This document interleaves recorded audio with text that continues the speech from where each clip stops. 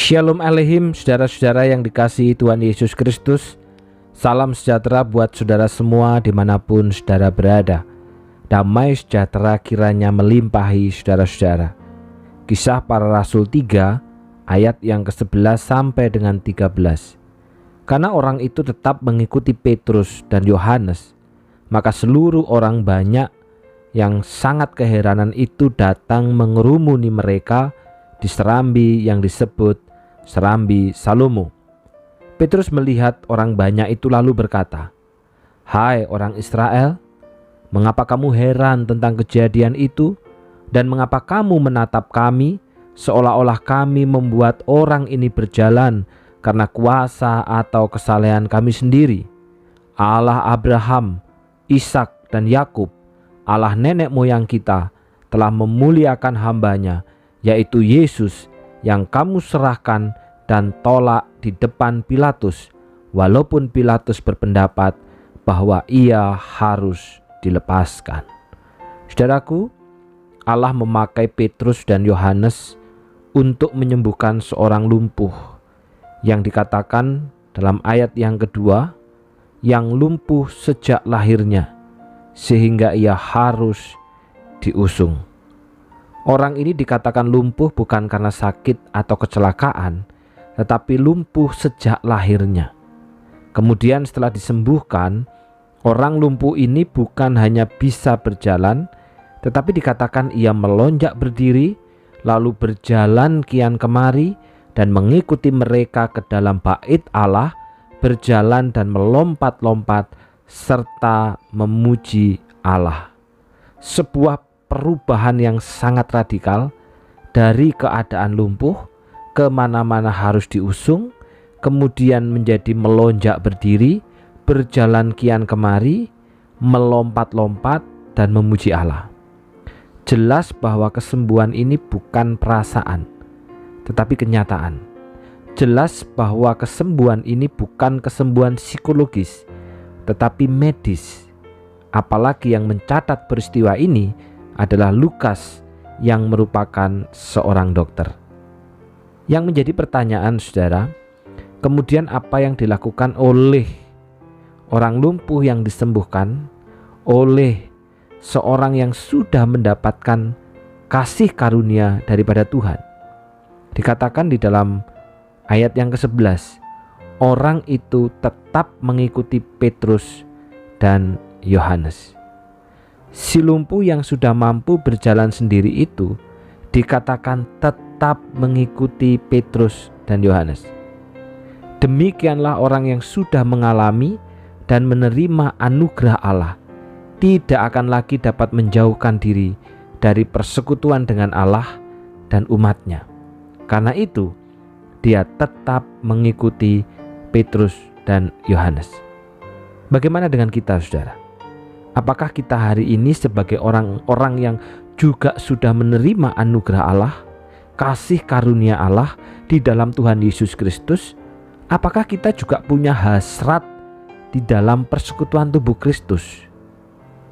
Orang yang sudah mengalami dan menerima anugerah Allah tidak dapat menjauhkan diri dari persekutuan dengan Allah dan umatnya.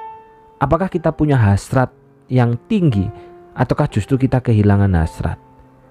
Kalau hari ini kita kehilangan hasrat persekutuan dengan Allah, kehilangan hasrat persekutuan dengan sesama, maka pertanyaannya, apakah kita termasuk orang yang mengalami dan menerima anugerah Allah?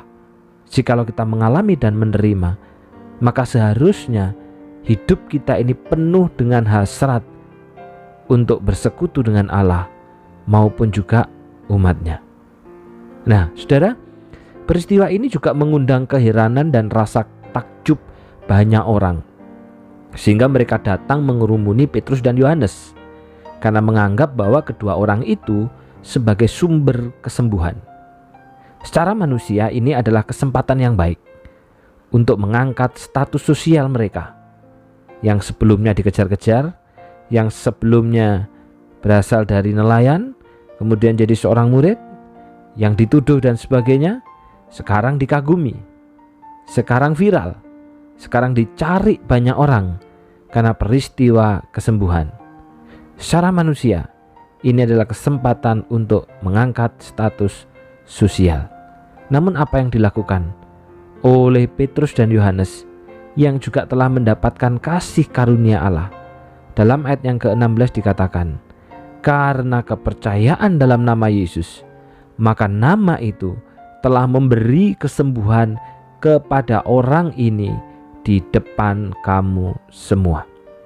Petrus dengan tegas mengatakan bahwa Yesus Kristus yang mereka tolak, yang mereka salibkan, yang mereka bunuh, itulah yang telah memberikan kesembuhan kepada si lumpuh. Petrus dan Yohanes hanyalah agen, hanyalah alat yang Tuhan pakai untuk menyembuhkan, tetapi sumber kesembuhan itu sendiri adalah Yesus Kristus, bukan dirinya, bukan pula Yohanes. Sehingga saudara, Petrus tidak mau mencuri keharuman nama di balik kuasa Yesus yang telah bangkit dari antara orang mati. Orang yang sudah menerima kasih karunia Allah, orang yang sudah memperoleh anugerah Allah, akan menggunakan setiap kesempatan dalam hidupnya untuk memberitakan Yesus dan bukan memberitakan diri sendiri. Dan dia tidak akan pernah mencuri keharuman nama di balik kuasa Yesus. Enggak ada kepentingan, enggak ada motivasi selain daripada menjadi alat yang Tuhan pakai untuk memberitakan Injilnya. Karena itu saudara, di dalam setiap kesempatan, dalam setiap keadaan, sudahkah kita menggunakan setiap kesempatan itu untuk memberitakan Yesus? Melalui pelayanan kita, melalui pekerjaan kita, melalui relasi kita, sudahkah itu kita pakai untuk memberitakan Yesus? Ataukah justru malah kita itu bukan memberitakan Yesus, tapi kita memberitakan diri sendiri? Karena ada kepentingan-kepentingan pribadi di dalam setiap pelayanan, di dalam setiap pekerjaan. Kiranya firman Tuhan ini mengingatkan kepada setiap kita. Setiap orang yang sudah mengalami anugerah Allah, maka akan menggunakan setiap kesempatan untuk memberitakan Yesus, dan dia tidak akan pernah sedikit pun mencuri keharuman nama di balik kuasa Yesus. Mari kita berdoa. Bapa yang di surga, kami bersyukur Tuhan karena hari ini firman-Mu kembali mengingatkan kami. Setiap orang yang sudah mengalami anugerah, setiap orang yang sudah mengalami kasih karunia di dalam Yesus Kristus, maka orang itu akan terikat dengan persekutuan tubuh Kristus, akan dekat dengan persekutuan dengan Allah. Demikian juga Bapa, dia tidak akan pernah mencuri keharuman nama di balik kuasa Yesus.